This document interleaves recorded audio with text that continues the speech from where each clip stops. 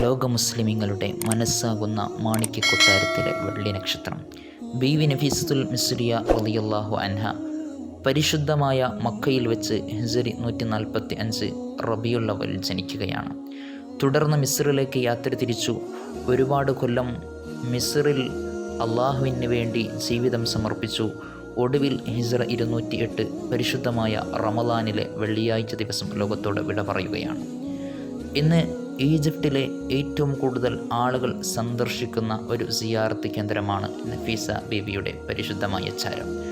മഹാനായ ഇമാം ഷാഫി റളിയല്ലാഹു അൻഹും തൻ്റെ രോഗസമയത്ത് ശിഷ്യന്മാരെ നഫീസ ബീവിയുടെ അരികിൽ പ്രാർത്ഥനയ്ക്ക് വേണ്ടി അയക്കുമായിരുന്നെന്ന് ചരിത്രത്തിൽ നാം വായിച്ചവരാണ്.